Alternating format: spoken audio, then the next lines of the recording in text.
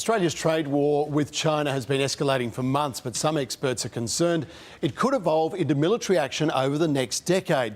Tensions between the two nations intensified after Australia helped lead the global investigation into the origin of COVID-19. Now, China went on to impose trade restrictions on many Australian imports and discourage students from travelling over here. Now, there are calls within the federal government to better prepare our defence force. Well, joining me now is Senator and former Australian Army Major General Jim Molan. Jim, good morning to you. How likely is it that we could face a war with China over the next few years? Mark, good morning.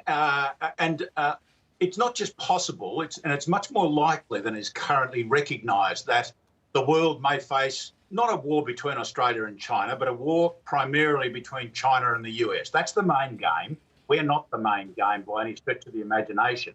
But we've got to prepare, and it's not just preparing the Australian Defence Force, Mark. They're relatively well prepared. The government of which I'm a member has been pouring money into them to make up for past governments which didn't.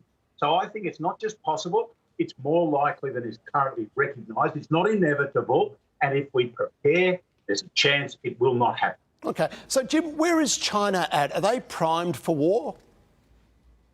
Oh, of course they are. They've been priming for war for a long, long time. They are threatening Taiwan every day of the week.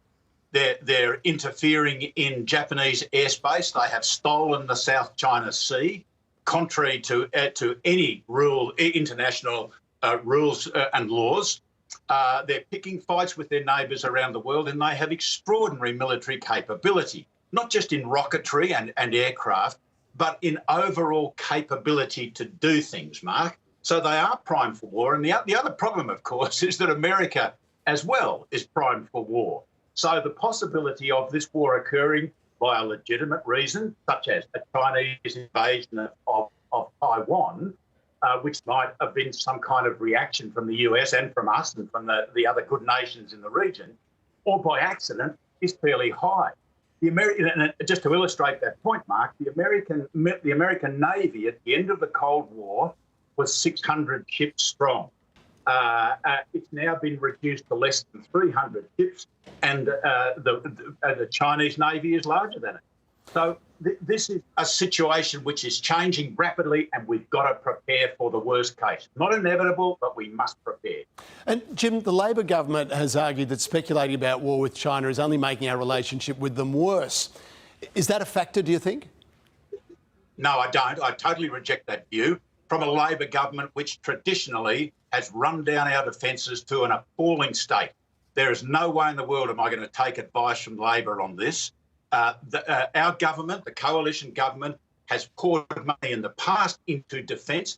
Now, and it's done well. Now it's got to move from thinking the way we thought for the last 75 years, that if you put money into defence, then you've solved the national security problem. Now the real challenge, Mark, is for governments to look across the nation, because this is not likely to be a war as we've seen war for the last 75 years. This is likely to be a war which requires the entire nation to defend the nation, to defend this nation. As I said, we're likely to be collateral damage in a war between China and the US, but we've got to prepare for it. And the first step is not to make anything bigger or smaller or put more money into anything. It's to come up with a strategy for national security across the entire nation.